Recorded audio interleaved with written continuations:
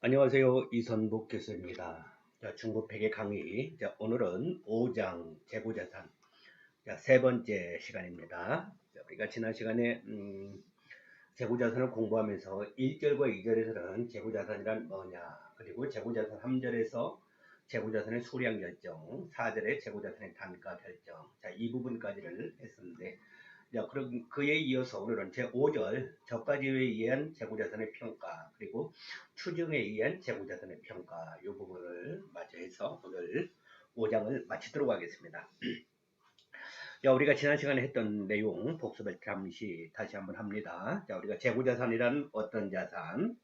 자, 재고자산은 판매를 목적으로 보유하는 자산. 그래서 구체적으로는 상품. 외부에서 우리가 구입을 해서 판매를 하는 것은 이제 상품, 그리고 기업이 직접 제품을 생산해서 판매하는 것들은 제품, 이렇게 부를 수가 있겠고요. 또 생산 과정 중에 보유하고 있는 것들 중에서 원재료, 제공품, 저장품 이런 것들은 모두 우리가 재고자산이다 한다, 그런 이야기를 했습니다. 자, 그리고 이제 이러한 재고자산을 우리가 결국 이제 재무상태표, 판매가 이루어지면 이것이 판매된 상품의 매출원가 비용으로 넘어가게 되는데, 판매를 하기 전까지는 어디 재무상태표의 재고자산, 결국 유동자산 안에 재고자산으로 이제 표시가 될 것이다 이거죠. 그랬을 때 이 재고자산은 결국 뭐하고 그에 대한 이제 수량, 기업이 보유하고 있는 재고자산의 수량에다가 곱하기 그 상품 하나하나의 단가가 얼마인지 그걸 곱해서 재고자산이 계산이 표시가 되겠다 이거죠.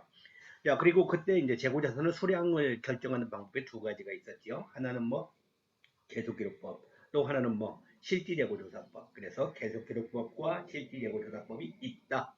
자, 그리고 또 재고자산을 우리가 똑같은 재고자산이라도 이제 우리가 물가가 상승하는 그런 인플레이션 상황이라면 구입 시점마다 저기가 그 단가가 다를 수 있다고요. 그랬을 때 이제 결국은 우리가 판매가 된 거는 매출원가, 판매가 되지 않고 남아 있는 것은 이제 우리가 재고자산이다 하다 보니까 각각 단가가 다른 상품이 결국 그것이 다 다를 때 어느 것이 팔린 거냐, 어떤 것이 팔리지 않고 재고자산으로 남아있느냐 가정하는 거에 따라서 결국은 재고자산도 달라지고 매출원가도 달라지고, 그럼 당연히 모두 그 기업의 당기순이익도 달라질 수 있다 이거죠. 그랬을 때 우리가 원가의 흐름을 가정하는 방법이 몇 가지가 있었죠. 개별법. 그리고 개별법 말고 또 뭐야? 평균원가법에서 평균원가법 중에서 특별히 이제 실질재고조사법에서 하는 경우는 가중평균원가법이라는 걸 적용한다 했고, 그 수량 파악을 계속기록법에 의해서 하는 경우에는 이동평균원가법을 적용한다, 그런 이야기를 했어요. 자, 그리고 이제 선입선출법이라는 거, 먼저 구입한 걸 먼저 판매하는 것이 선입선출법이고, 또 그 다음에 반대로 후입선출법의 경우는 늦게 구입한 걸 먼저 판매하는 것이 후입선출법. 단 IFRS는 후입선출법을 적용을 하지 못하도록 허용을 하고 있지 않다, 그런 이야기를 지난 시간에 했습니다. 자, 그러면 이제 그거에 이어서 우리가 5절 재고자산의 저가주에 의한 재고자산을 평가하고 나머지 부분을 보도록 하겠습니다. 자, 5절 저가주에 의한 재고자산의 평가.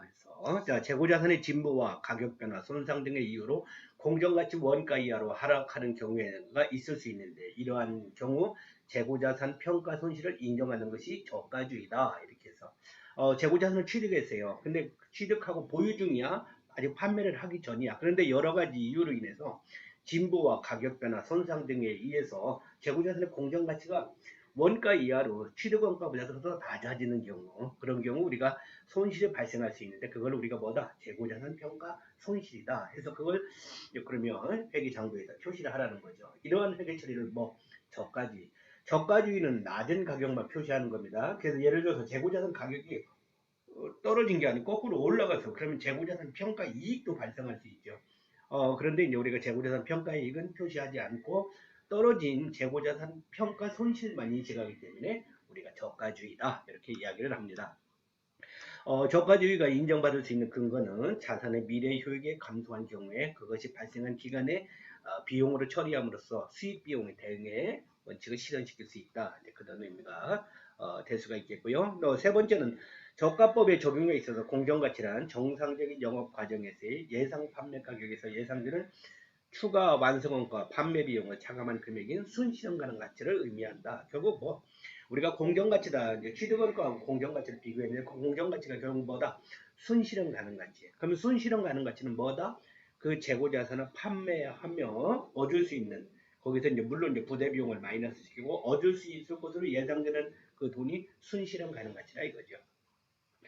자, 그리고 저가주의를 적용한 결과 재고자산의 공정가치가 원가 이하로 하락하여 발생하는 손실은 우리가 재고자산 평가 손실이다 하고, 한편 재고자산의 장부상 수량과 실제 수량의 차이에서 발생한 손실은 재고자산 감모 손실이다 해서 우리가 재고자산의 공정가치 결국 그 가격이 하락해서 손실이 발생하는 경우는 뭐라고 하자? 재고자산 평가 손실이다 하자. 그리고 만약에 수량이 부족해서 장부상의 수량보다도 실제 수량이 부족해서 생기는 손실은 뭐라 하죠? 재고자산 감모 손실이라 하자. 그래서 재고자산 평가 손실, 재고자산 감모 손실 기억을 해주시기 바랍니다. 자, 그러면 이에 관련해서 우리가 저가주의의 주장 근거와 저가에 의하는데 우리가 조금 전에 얘기했던 내용을 여기 심플하게 좀 정리를 해놨네요. 저가법은 재고자산의 공정가치가 하락을 했을 경우, 그래서 취득원가보다도 그 손실원 가능가치가 하락했을 경우 그 하락한 금액만큼을 재고자산 평가 손실 이렇게 표시할 수가 있다. 그리고 재고자산의 미래 효용이 결국 취득원가보다 이제 작은 경우 이렇게, 그리고 발생 기간에 이제 수익비용 대응의 원칙에 따라서 이런 것들을 저가주의에 의해서 회계 처리를 하고요. 특별히 신중성, 그래서 우리가 재고자산 평가 이익이라는 것을 표시를 안 한다고.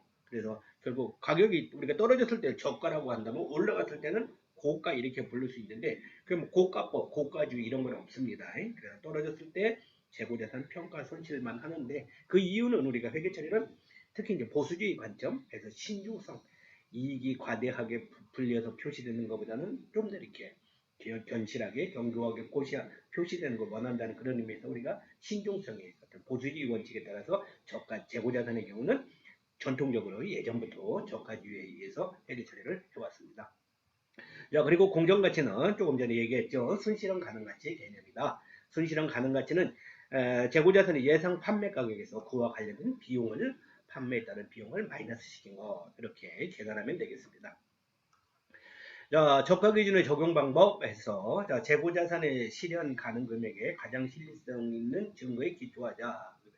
판매 가격 하락 등의 직접 관련 가격을 고려하고, 그 다음에 확정 판매 계약, 용역 계약, 계약 가격에 기초하고, 그 다음에 제품의 판매가하고 원가하고 자, 했을 때 원가가 낮은 경우는 원재료의 가격하고 감액하지 않음.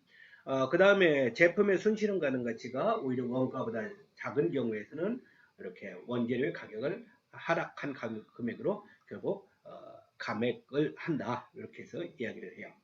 그래서 자, 그리고 저가법을 적용하는 방법에는 우리가 세 가지가 있을 수 있대요. 종목별 기준, 조별 기준, 총액 기준 이렇게 있는데, 종목별은 그 상품에 대해서 하나하나 다 그지 취득원가하고 손실원 가능 같이 비교해서 낮은 가격을 상품 하나하나 다 별로 표시하는 게 종목별 기준입니다. 그리고 조별의 경우는 서로 재고 항목을 유사한 건 유사한 것에 서로 묶어서 조를 만들어서 저가법을 하는 경우고요. 그리고 총액 기준의 경우는 전체에 대해서 우리가 적용하는 건데, IFRS는 원칙이 뭐다? 종목별 기준에 의해서 저가법을 적용해라. 그리고 조별의 경우도 허용한다. 총액 기준은 허용하지 않겠다. 이제 이런 입장입니다. 자, 그에 대한 예점제를 실제 한번 봐봅시다. 자, 저가주의에서 우리가 재고자산이 있다 합시다. 자, 요런 A 상품, AB 상품, AC, BA 이런 상품들이 있고요. 거기에 대한 원가, 취득원가가 20만원, 25만원, 12만 5천원 쭉 있다 합시다. 손실현 가능 가치가 26만원, 22만 5천원, 10만원 쭉 있습니다. 자, 그럼 요런 자료를 가지고 우리가 저가주의에 의해서 저가법에 의해서 회계 처리를 한번 해보자. 자, 이렇게 했습니다. 자, 재고자산 먼저 종목별 기준으로 하게 되면은 상품을 하나하나 다 AA 상품, AB 상품, AC 상품, BA 상품, BC 상품 이렇게 하고요. 그 다음에 원가 금액을 쭉 여기 있는 거 가져왔어요. 원가 금액. 그 다음에 손실현 가능 가치 금액도 쭉 가져왔어요. 자, 그리고 이제 적용할 때 우리가 저가를 적용할 때 종목별 기준, 조별 기준, 총액 기준 세 가지가 있다는데, 먼저 종목별 기준으로 하는 경우 봅시다. 자, AA 상품의 경우는 원가가 얼마? 20만원. 순실현 가능 가치가 얼마? 26만원. 어느 게 저가? 낮은 금액? 자, 원가 금액이 낮은 경우네요. 그러면 이 20만원을 여기다가 재고자산으로 하자. 이렇게 얘기해요. 이제 AB 상품의 경우는 원가가 25만원, 순실현 가능 가치가 얼마? 22만 5천원. 그러면 어느 쪽이 낮은 거? 이쪽 순실현 가능 가치 금액이 낮은 금액. 그럼 이거 22만 5천원을 종목별 기준 금액으로 이렇게 가져오자. 자, AC 상품은 원가가 12만 5천원, 순실현 가능 가치는 10만원. 어느 쪽이 낮아요? 순실현 가능 가치 10만원이 낮네요. 그래서 10만원을 가져왔습니다. 자, 그리고 BA 상품의 경우는 원가가 22만 5천원, 순실현 가능 가치 12만원. 자, 12만원 낮은 가격으로 했습니다. 자, BA 상품은 원가가 20만원, 순실현 가능 가치는 21만원. 원가가 낮지요. 그냥 낮은 금액이니까 그럼 낮은 금액으로 하자.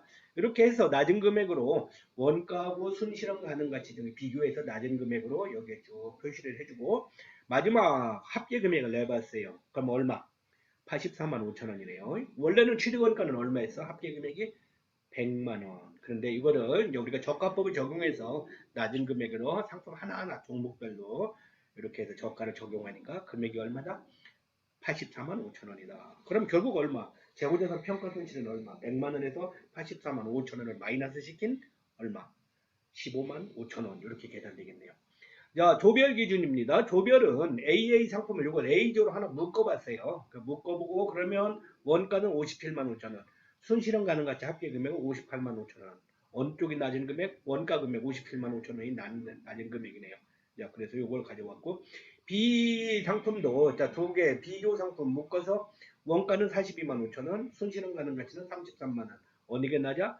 순실현 가능 가치 33만원이 낮네. 그럼 이걸 가져와서 33만원. 자, 그러면 조별 기준의 합계는 얼마? 90만 5천원.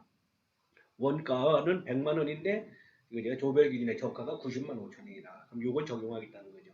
총액 기준은 이제 마지막 그래서 원가가 이후 금액인데 순실현 가능 가치 금액 전체 합계를 내봤어요. 91만 5천원. 어느 게 낮아? 순실현 가능 가치가 91만 5천원 되네. 그래서 요게 가져왔어요. 그래서 이렇게 이제 종목별로 조별 총액 기준은 어느 것으로 할 거냐에 따라서 재고자산 평가 금액이 이렇게 우리가 달라질 수 있다 하고, 자, 그 중에서 IFRS는 뭐를 원칙으로 한다? 종목별 기준을 원칙으로 한다. 그리고 예외 조별도 허용할 수는 있다. 자, 총액 기준은 된다 안 된다? 안 된다. 이렇게 해서 우리가 저가지에 의한 회계 처리를 할 수 있겠습니다. 자, 그리고 이제 이런 경우 이제 재고자산 평가 손실의 회계 처리인데 이러한 이제 손실이 발생하는 경우 재고자산 평가 손실, 재고자산 또 뭐 수량이 부족한 경우는 재고자산 감모 손실이 발생할 수 있다 하는데 구체적으로 어떻게 우리가 회계 처리 분개를 하는지 봅시다. 자, 일단 재고자산 평가 손실, 재고자산 감모 손실은 발생한 기간을 비용으로 인식한다 하고요. 또 순실현 가능 가치가 회복됐을 때는 평가 손실을 환입으로 하자. 그래서 재고자산 가격이 떨어졌을 때는 재고자산 평가 손실인데 떨어졌던 것이 가격이 회복됐어. 다시 올라갔어. 그런 경우는 평가 손실 환입해갖고 이렇게 표시하고 결국 이거는 매출원가 비용에서 차감하는 식으로 표시를 하자 얘기를 하네요. 자, 예제 문제를 하나 봅니다. 자, 재고자산이 기초재고가 3,900원, 단기 매입액은 7,500원 이랬다 합시다. 그리고 기말재고는 취득원가가 얼마? 5,000원이었어. 5,000원. 자, 그런데 이것이 순실현 가능 가치가 기말에 가서 보니까 순실현 가능 가치가 얼마? 4,200원이었다 이거죠. 5,000원짜리가 4,200원. 얼마 차이? 800원만큼 뭔가 마이너스 돼서 손실이 발생했어. 야, 그러면 이거를 이제 구분을 해서 감모 손실이냐 평가 손실이냐 나누어서 표시를 하라 이거죠. 만약에 요 수량이 부족해서 부족해진 거는 우리가 뭐라고 한다? 감모 손실. 재고자산 감모 손실. 자, 그런데 이제 수량이 아니고 300원에 해당하는 것은 가격이 하락한 거예요. 재고자산 가격이 하락한 거. 그런 경우는 평가 손실 이렇게 구분해 볼 수가 있다 이거죠. 자, 그러면 그거를 분개해 봅시다. 자, 실질재고조사법, 계속기록법 나누어서 어떻게 분개가 되는지 봅시다. 자, 실질재고조사법은 이렇게 했네. 차변의 재고자산 4,200원, 매출원가 7,200원, 대변의 재고자산 기초금액이래요. 3,900원, 대변의 단기 매입 이렇게 해서 분개를 했어. 이게 뭐야? 우리가 앞에서 이거 마감분개 계속기록법에 의해서 마감분개, 실질재고조사법에 의해서 마감분개 이렇게 한다고 했었죠. 외웠었잖아? 뭘 외웠어요? 매. 이렇게 해서 결국은 그게 뭐였어? 재고자산을 지금 현재 보유하고 있는 것은 차변에 이렇게 표시해주고 보유하고 있는 거 얼마? 4,200원 보유하고 있습니다. 그리고 요 현재 보유하고 있는 재고자산을 제외한 나머지는 모두 팔렸다고 봐. 모두. 그러면 이건 자산의 감소 대변에 다 표시해주고. 그래서 기초재고자산 처음부터 있었던 건 다 팔렸어요. 3,900원. 여기 있던 금액 가져왔습니다. 그리고 단기 매입액 7,500원 있었는데 이것도 기말 재고 자산을 제외한 나머지는 다 팔렸다고 보기 때문에 대변에 표시했다 이거죠. 그리고 그 차액만큼을 그러면 이제 대변합계에서 차변합계 요 4,200원 마이너스 시키면 7,200원이 뭐가 된다? 매출원가가 된다. 이렇게 우리가 표시를 할 수가 있겠어요. 자, 그리고 그에 비해서 이제 계속기록법의 경우에는 이렇게 했네. 차변의 재고자산 감모손실 500원, 대변의 재고자산 500원에서 아까 우리가 얼마 재고자산 취득원가가 5,000원이었는데 그 중에 이제 손실원 가능가치가 4,200원에서 800원만큼 손실이 발생했다 했잖아. 근데 그 중에서 500원은 수량이 부족해서 발생한 거예요. 그래서 그런 경우는 차변의 재고자산 감모손실, 대변의 재고자산에서 우리가 계속기록법은 뭐야? 재고자산이 구입하면 증가할수록 차변을 직접 표시해 주는 거고, 만약에 재고자산이 판매되거나 없어졌어. 그럼 이렇게 직접 이렇게 자산의 감소해서 대변에 표시해 주는 방법이잖아요. 그래서 대변에 재고자산 500 이렇게 직접 자산의 감소 표시해주고 수량 부족해진 것만큼을 재고자산 감모손실 이렇게 표시했다. 야, 그런데 이제 300원에 해당하는 것은 뭐야? 우리가 수량이 아니고 가격이 하락한 거야. 이렇게 분개했네. 차변의 매출원가 300원, 대변의 재고자산 300원. 그 300원만큼 일단 대변의 재고자산 300원 표시해주고요. 그 다음에 이제 차변에는 매출원가 300원. 결국은 정확하게 얘기하면은 가격이 떨어진 거니까 재고자산 평가 손실 이렇게 할 수 있죠. 근데 결국 이제 재고자산 평가 손실은 어디에? 나중에 이제 매출원가 결국 같은 비용입니다. 매출원가의 항목으로 표시될 수 있다. 그래서 특히 이제 정상적인 것은 매출원가에 표시될 수 있다 해서 이렇게 300원 표시를 한 것입니다. 그래서 그 관련 내용이 여기에 있네요. 그래서 기말재고의 손실원 가능 가치는 4,200원을 기말재고로 기록한다. 4,200원 일단 순실현 가능 가치로 저가에 의해서 한다는 거예요. 그리고 실질재고조사법에서는 재고자산의 감모손실과 재고자산 평가손실을 구분할 수 없기 때문에 비정상적인 재고 감모손실을 포함하여 모두 매출원가에 포함한다. 모두 요거 감모손실이냐 또 뭐 평가손실이냐 구분하기가 실질재고조사법에서는 힘든데 그래서 다 이거를 매출원가에다가 여기다 다 여기서 직접 차감시켜 버렸어요. 포함시켜버렸어요. 그 다음에 계속기록법에서는 정상적인 수준의 평가 손실을 매출원가에 포함하고 비정상적으로 높은 감모손실 5,000원과 기말재고 실사 4,500원의 차이인 500원은 매출원가에 포함하고 해서는 안 되고 별도의 손실로 인식한다. 그래서 이제 우리가 비정상적인 거, 손실이 발생했는데 비정상적인 거예요. 그럼 매출원가에 또 포함하면 안 되고 별도로 재고자산 감모손실 이렇게 표시한다 이거죠. 정상적인 거면 이렇게 매출원가를 표시하고 여기도 만약에 비정상적인 거다 그러면 여기다 재고자산 평가손실 이렇게 표시할 수가 있겠죠. 그 다음에 자 보론 추정에 의한 재고자산의 평가가 이야기가 나오네요. 간단하게 내용을 좀 보기로 합시다. 왜냐하면 이거 보론에 나오는 이제 추정에 의한 것은 일반적으로 실무에서 많이 사용을 하지 않는 방법입니다. 그래서 간단하게 이런 것들이 있다 정도만. 그래서 일단 보면은 뭐 추정에 의한 재고자산의 평가는 분기 또는 반기 재무제표를 작성할 때 이제 간단하니까 그렇게 재고자산을 결정할 때 사용할 수 있다 하고 그 다음에 이제 화재, 자연재해, 도난 등으로 재고자산과 손실이 추정되는 경우 막 이런 경우에만 이제 예외적으로 이런 추정에 의해서 표시할 수 있다 그래요. 자, 그랬을 때 대표적으로 매출총이익법 뭐 요 이야기 안에 매출총이익법은 추정 매출원가 있고 매출액에다가 매출원가로 곱하고 그 다음 그래서 추정 매출원가를 계산하고 기말재고액은 판매 가능 재고자산에서 추정 매출원가 위에서 계산된 걸 마이너스 시켜서 표시하라. 그래서 얘기하는데 자 구체적으로 예제 문제를 한번 봐봅시다. 자 매출총이익법 자 기초재고가 1,500원이고 단기 매입액은 5,000원이고 그 다음에 매출액이 7,000원 그 다음에 매출총이익이 30%예요. 자, 이런 경우에 기말재고자산이 얼마인지 그 원가를 계산해 보래요. 자, 일단 시기 이렇게 됐어요. 자, 기초재고 원가 1,500원, 단기 매입 5,000원 그죠? 원가. 그 다음에 그러면 판매 가능재고 원가는 얼마? 두 개 합한 금액 6,500원이 되겠죠. 그리고 이제 거기에서 매출원가를 마이너스 이제 기말재고액을 마이너스 시키면 매출원가가 되는데 아니면 이제 거꾸로 6,500원에서 매출원가를 마이너스 시키면 기말재고액이 되는데 그 매출원가를 이렇게 계산해낸다 이거죠. 매출액 7,000원이고 7,000원. 그 다음에 그러면 얼마? 매출 총이익이 얼마? 30% 했네. 그럼 7,000원에 30%뭐 곱하면 얼마야? 37에 21, 2,100원이 매출 총이익이 되겠네요. 그러면 매출원가는 4,900원, 매출액이 7,000원이고 매출 총이익이 2,100원이니까 거꾸로 매출원가는 4,900원이다. 이렇게 할 수 있다 이거죠. 그러면 결국은 기말재고자산은 추정 기말재고자산 원가는 얼마야?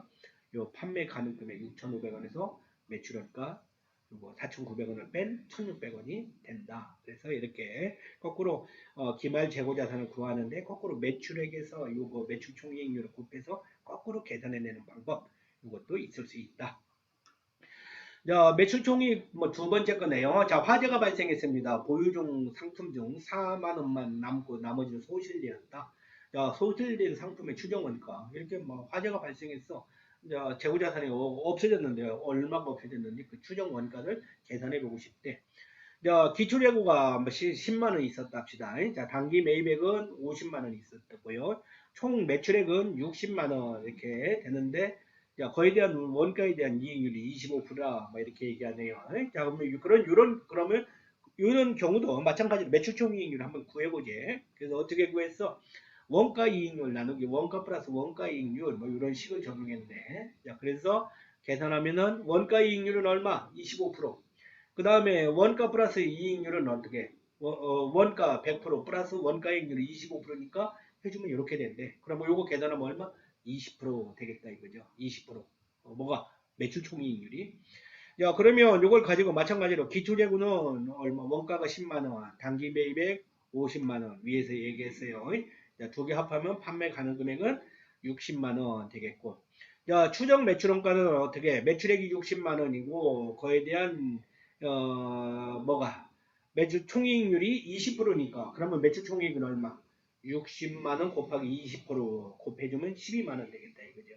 자, 그러면 매출원가는 얼마? 60만원 매출액에서 매출 총이익 12만원 마이너스 시키면 매출원가는 48만원 되겠다, 이거죠.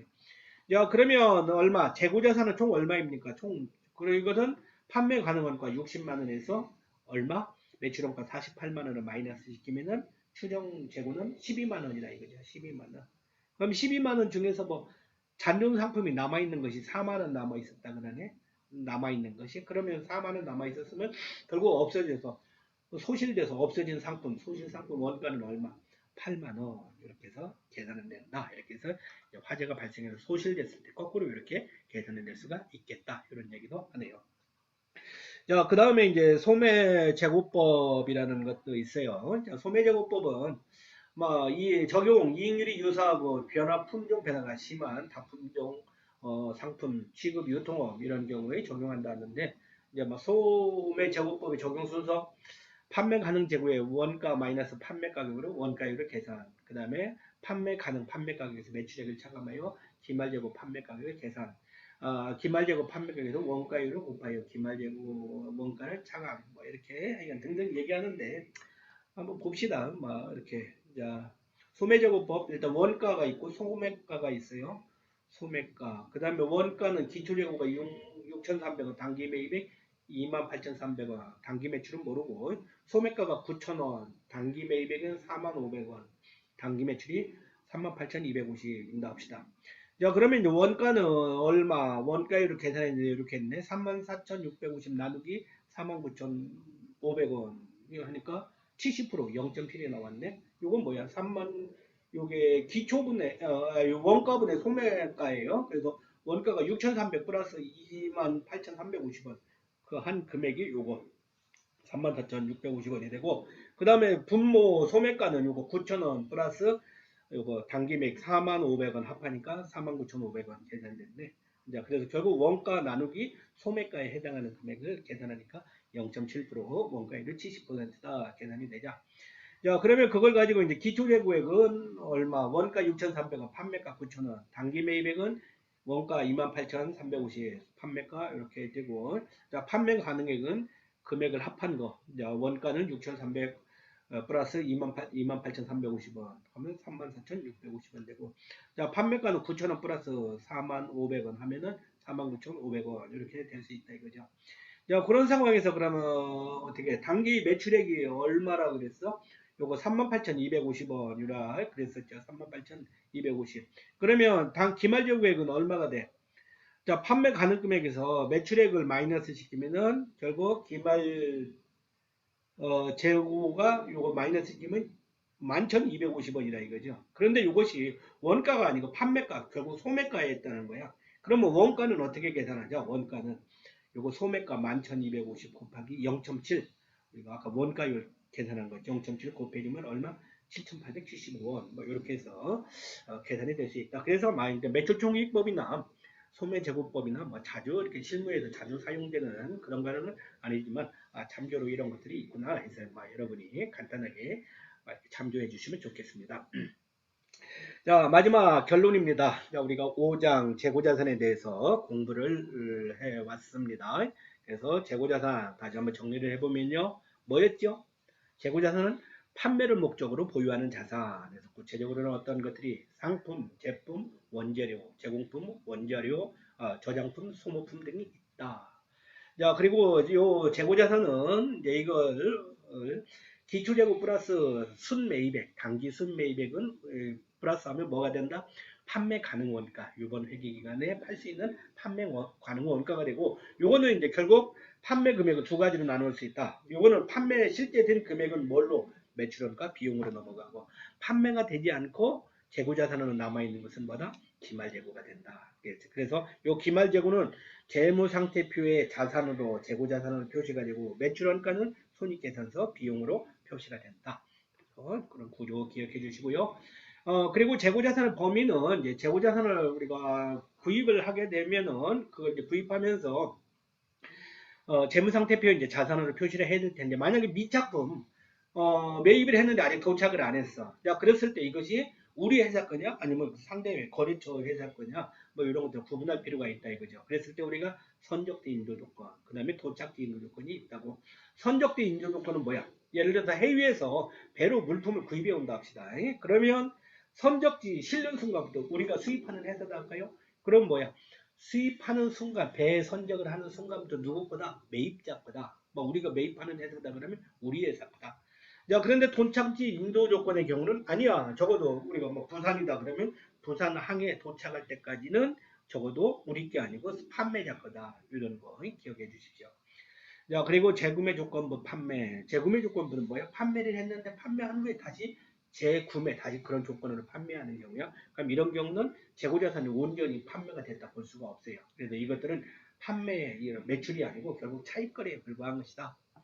자, 그 다음에 반품 조건부 판매의 경우는 우리가 판매를 하고 우리가 반품이 예상되는 경우, 그게 합리적인 추정이 이루어지는 경우는 판매, 매출을 뭔가 이렇게 표시 이루어진 걸로 회계 처리를 할 수 있고요. 그렇지 합리적인 추정이 불가능한 경우는 기다렸다가 나중에 실제 모든 것들이 결정되고 나서 회계 처리가 이루어지면 좋겠다. 자, 할부 판매의 경우는 언제? 인도 시점에. 자, 일단 할부는 나중에 이제 판매를 하고 나중에 돈을 받는 거지만 일단 상품을 인도한 시점에 그러면 이제 이루어진 걸로 결국 재고자산이 상대편에 넘어간 걸로 표시할 수 있다. 시용 판매는 이제 매입 의사, 고객이 매입 의사를 표시한 날 거래가 이루어진 걸로 보겠습니다. 자, 재고자산의 원가는 매입의 가격에 매입임을 매입 포함하고 거기다 수입, 관세, 보험료 이런 걸 부대 원가는 가산해서 계산합니다. 매입 할인 등이 있으면 이거는 차감 마이너스 시킵니다. 보관료는 여기에 포함이 되지 않습니다. 보관료는 뭐예요? 보관료는 재고자산을 구입하고 난 그 이후에 보관하면서 발생하는 비용이야. 그렇기 때문에 재고자산 취득원가에는 포함을 시키지 않는다. 자, 재고자산의 수량의 결정 방법 두 가지가 있다 있었죠. 계속기록법, 실질재고조사법. 그래서 우리가 재무상태표에 재고자산으로 표시되는 거는 그 재고자산의 수량, 보유하고 있는 수량에다가 재고자산의 가격, 그리고 곱해서 계산되는데 이때 수량을 표시하는 방법은 계속기록법, 실질재고조사법. 자, 그리고 단가, 원가 흐름을 결정하는 방법에서는 우리가 똑같은 재고자산이라도 구입 시점에 따라서 그 단가가 다를 수 있다고요. 자, 그런 경우는 우리가 뭐 이런 거 이제 그거를 원가 흐름을 가정하는 방법으로 개별법, 그 다음에 평균 원가법. 평균 원가법은 두 가지가 있다 했어. 만약에 이제 수량 파악을 실질재고조사법으로 의해서 하는 경우는 뭐 가중평균 원가법이 적용되고, 그 다음에 계속기록법에 의해서 수량 파악을 하는 경우는 이동평균 원가법에서 평균을 구해서 재고자산 단가를 결정하는 거. 자, 선입선출법은 먼저 구입한 것이 먼저 판매됐다 가정해서 하는 거. 후입선출법은 반대. 늦게 구입한 것이 먼저 판매되었다고 가정하고 회계 처리하는 거. 근데 IFRS는 후입선출법은 적용하지 마라. 허용을 안 하겠다 하고 있네요. 자, 마지막 저가지유에 의한 평가. 자, 손실은 가능가치 원가 이하로 하락하는 경우에서는 재고자산 평가 손실이라 한다. 그래서 재고자산을 취득했는데 판매를 하기 전에도 그 가치가 손실은 가능가치가 시중원가 이하로 하락했어. 그럼 우리가 재고자산 평가 손실이라고 표시를 해주고. 자, 그 다음에 장부상 수량과 실제 수량과의 차이에서 발생하는 거. 만약에 수량이 부족해졌어. 그런 경우는 우리가 재고자산 감모 손실이라 이렇게 표시하자. 자, 그리고 이런 정상적인 우리가 이제 손실은 어디 매출원가에 이제 비용으로 표시해 주고요. 만약에 비정상적인 것은 별도 매출원가에 포함시키지 말고 재고자산 평가 손실이든 재고자산 감모 손실이든지 일단 이렇게 별도의 항목으로 표시해 주면 좋겠다. 마지막 이제 뭐 보론이 있었고요. 이제 그런 내용으로 해서 우리가 재고자산에 대해서 5장에서 공부를 했습니다. 조금 내용이 계속기록법 또 실질재고조사법 또 선입선출법 후입선출법 여러 가지 내용들이 나오니까 조금 복잡해 보이네요. 아주 작은 부분을 여러분이 좀 디테일하게 좀 세밀하게 볼 필요가 있을 것 같아요. 그래서 조금 이제 어렵게도 느껴지지만 그래서 그런 의미에서는 여러분이 눈으로만 이렇게 보지 말고 이 표 교재에 있는 내용들을 가지고 직접 연필로 작성을 해가면서 계산기 두드려가면서 이렇게 해보는 것이 중요하다 생각을 합니다. 그래서 여러분이 이제 과제물 나가는데요. 이번부터는 연습 문제는 이제 가능하면 적게 하도록 할게요. 그래서 여러분은 좀 부담을 적게 해주는 의미에서 연습 문제를 적게 하고 본문에 있는 예제 문제를 좀 많이 이렇게 좀 숫자를 조금 변형시켜서 여러분이 그걸 참조로 해서 작성해 와라 이렇게 하도록 할게요. 그래서 여러분이 조금 힘들더라도 우리가 회계 전문가가 되는 그런 의미에서 화이팅하고 열심히 해봅시다. 수고했습니다.